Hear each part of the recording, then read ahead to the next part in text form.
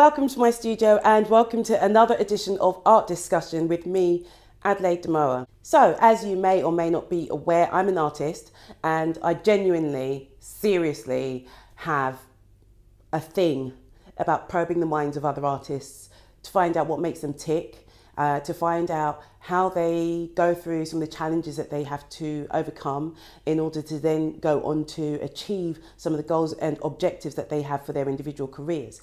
And what I then enjoy to do is to pass that information on to you to hopefully inspire you to keep on pushing for your own dreams.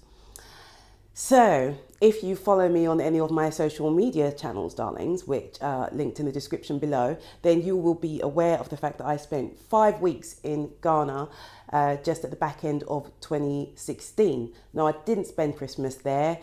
Unlucky for me, I actually came back on Christmas Day, but that's a whole nother story. Anyway, while I was there, I got to hang out with some of the most amazing and inspiring artists that I've ever met. And one of those artists was Serge Attukwei Clottey. Serge took the time out to actually give me an interview, which is what you're going to be watching in a second. But just to give you a bit of background about him, he's currently represented by 1957 Gallery in Ghana, which is located at the Kempinski Hotel, in the grounds of the Grand Kempinski Hotel in Ghana. And he got his degree or diploma in fine art from the Ghanata University of Art and Design in Ghana. He then went on to study at the Escola Guinard University of Art in Brazil, graduating from there in 2006. And Serge describes that as a real turning point for him because he went from making quite traditional work and paintings to a more experimental style, which led him to where he is today. And what he is most known for is his work with the Kufor gallons in Ghana. Now, the Kufor gallons are these bright yellow plastic gallons or jugs, water jugs, which are used to store oil and water and things. They're currently having a devastating impact on the coastlines in Ghana.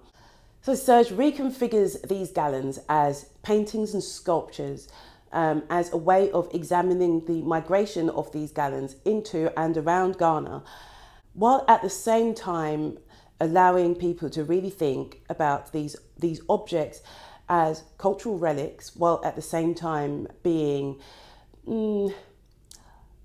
things that represent waste and consumption. So he's a very politically engaged artist. He's very passionate about what he does, and he really believes that art can change the world. Now, Serge is internationally collected. He was featured in the New York Times. He's doing really, really well. I really enjoyed the interview with him, and I hope you do too. So let's listen to what he had to say. Okay, so we've been talking about these plastic cans. Can you, in case if somebody watching doesn't understand the concept of Afrogallonism, can you summarize that for me? Yeah, Afrogallonism is actually a made-up word after working with this guy. I've been working with this guy for like 15 years. When I started, I was using the whole volume and putting them together as a canvas sort of puzzle, and I paint on them and I move them like a performer. So if I paint a portrait, I move it around, it changes the face of the portrait and all that. So I was then using that as a performative idea. And so since 2013, I've been, the work has been very involved, and I realized that I should just come up with a name that would define this idea, because the gallon has also become part of me. It has become a signature. So looking at the migration background of that object, Afro is, for me, is a colonial word attached to black people when they migrate. That is how I see it.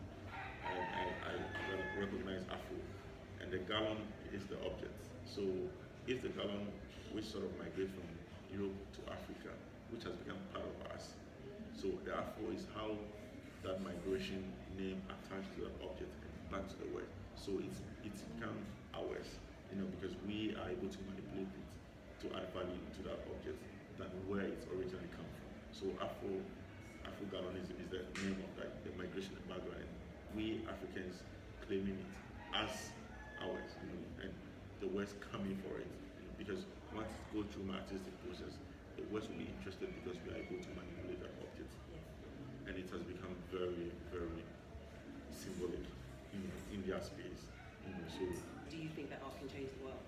yeah, I believe strongly that art can change the world by thinking globally, but you have to act local. That is the mantra that drives my creativity, because when I was working with this plastic, I was using them by myself, and I realized that it's very symbolic in our Ghanaian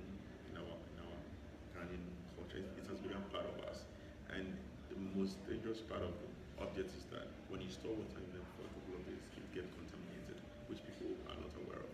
So the idea of cutting them is to get rid of them in the system. So when I started, people thought I was causing a lot of damage to those things because they are very important to survive the water stress. But I didn't have to educate them. That is why I have people coming into my studio all the time. It doesn't matter who they are, how old they are. They just come by because they are very curious of how this plastic is being dealt with. Because they see us carrying them all the time from the dump site. So what we do is to be able to get people to create a dialogue. When you're going to the dump site, we wear women's clothes, right? And carry them, because I want to address how the plastic down becomes very symbolic for women, because they take care of the house and they are very hardworking. So we wear women's clothes, and that is because when you see men carrying them, it's not like, okay, they just collect them and sell them. But you see women carrying them, you feel more there is attention to what is happening and how they struggle through every single day to conserve water. So I find it very interesting that engaging people to understand the process of how do this represent the problem, how as we coming together to sort of solve that issue is how do we get rid of that plastic out in the system, because we are consuming so much that it's even invading our space. If you go to people's houses, they have about 20 or 100 pieces, which is invading their space, and it's not even hygienic to store water in them. So the idea of how do we get this object back to the West, as an artist, this is my idea, and this is how I want to sort of migrate that object back to the West so that we benefit more. So that is how the community get convinced by that, because it can be found anywhere for nothing. Yeah.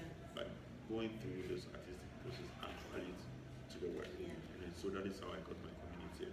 Now I have people donating anytime in my studio. They just not in my studio because they see how we can transform it into more valuable and also beneficial to the community. Yeah. So now I have studio assistants which are community-based people. They are not artists, but by them understanding the process of the work, they became involved in the work. So I have studio assistants who are working for me. I have people who I want to collect. So I think that the change begins by educating them on that particular process. So they are interested in how best they can also, because after working with the community for a while, I noticed that people are more concerned about the environment. How do they change the environment? How do they get rid of things that is not needed, by through artistic process. So they tell me, okay, have this, what do I do with it? So people are getting more experimental with objects, even with space, So it's, for me, the community, I don't want to separate my work from my community. They are part of my work. So because they have different energies, and when you see the work has gone through different people, different energies, different feeling, and so that is why I'm interested in building something in the community whereby it can spread globally. Because once you are informed about this form of art, then you are able to express it to other spaces. So, what does success in the art world mean to you? I think success in the art world is to be able to change first your nation and first the entire world. How do you influence people with where you're coming from, and how where you're coming from means to you? And I think success is to be able to change people's perception, or make people think outside of their own minds, to influence people to understand that there's no need for you to be born somewhere special or somewhere very comfortable. You can be comfortable by creating your own reality. Because I love the fact that people are writing theses about my work. For me, it's success because I'll be able to think for myself. I'll be able to influence people, even within my community, and that is how my work has become relevant abroad because I'm able to do something within my community. Once your community is impacted, and that is how relevant it can be abroad. So success is to be able to build your community first, your space, and that force will drive you into the world. Yeah. What would you say has been your biggest challenge to date as an artist, and how did you overcome it? I think my biggest challenge is to break away from the traditional art because that is where the challenge was, where nobody was interested in my work. It was a very huge challenge for me. I had to hide somewhere. I had to share my works with people from abroad, with the West. That was a challenge because the response that I get from the West actually informs my work, makes me feel very important with what I'm doing. So that was a challenge. But I love the fact that though the West encouraged my practice, it's originally from the continent in which I'm from. So I love the fact that now that people are beginning to appreciate my work. But the challenge was that there was nobody interested, especially my own father wasn't interested. So at some point I lost interest in what I was doing. I wasn't wanted. But anytime I try to get rid of that, that is where I feel more.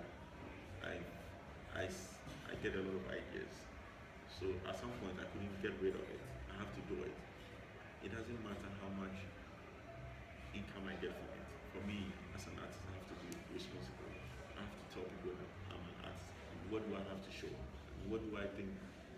What do I have to show differently from what everyone is doing?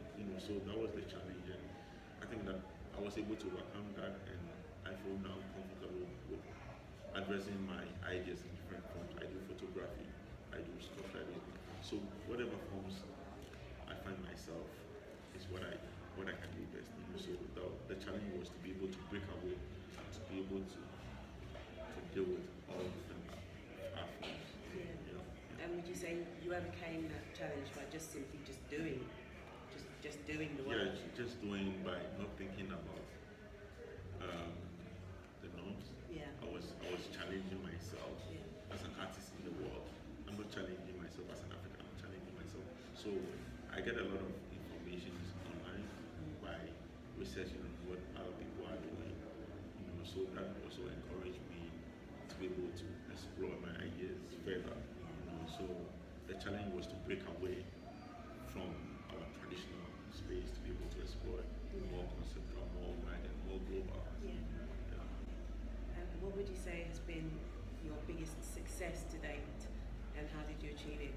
Well, my biggest achievement so far, I would say the featured on the New York Times, because it's how I use technology to explore my work.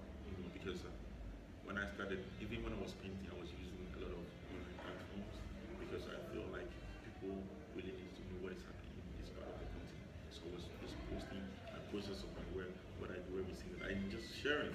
So I love the fact that it's being recognized by the New York Times because for me it's an achievement. It's one of my biggest, where it's come out with a print where people write to me and say, okay, that's great. So it's one of my biggest, especially since 2012, I think I've been very, very active, and my work has changed over time. And the way I approach my work is very different, and I feel a lot of maturity in my practice. So I think success is be able to overcome the barriers. We set our own barriers, but we have to overcome it to be able to see what is happening. And finally, what advice would you give to other artists wanting to follow in your footsteps? I think my advice is to be able to believe in yourself, is to be able to challenge your own imaginations. Because for me, I believe that the future, there's no future, you have to project it. The future is a projection.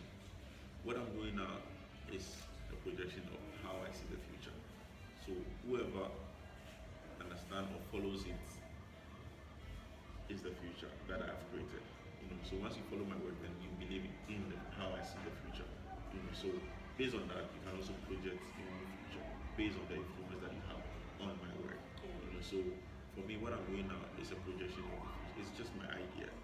So whoever adapts the idea can also create his or her own future. I don't believe there's a future unless you project it. So this is what I think exists, and this is what I want to do. And all I'm doing is driving force to accomplish it. So the future is a projection. There's nobody can tell you the future. You have to project it, and this is how you want the future. Yeah. Hello, welcome back. Thanks very much for joining me for that interview with Serge Attukwei Clottey in Ghana. And as you can tell, I am not in Ghana anymore. I am currently in my studio, which is great, but it's just not as warm. Anyway, if you're an artist and you're watching this, or you're a collector or a dealer or somebody who just has an interest and a passion for art, and you like listening to the stories of artists and hearing how they achieve the things that they achieve and how they overcome the challenges that they are faced with in their careers, and you have a question, a burning question that you would like me to ask in my interviews going forward, please do leave comments in the comment section below so that I can then incorporate them into the questions that I use for going forward. I hate that term. So yeah, please do subscribe to the channel. By subscribing, you get to keep up to date with the interviews like this one, and you just never know where I'm going to end up. Look, I was in Ghana this time. Well, yeah. Anyway, until next time, take care. Bye.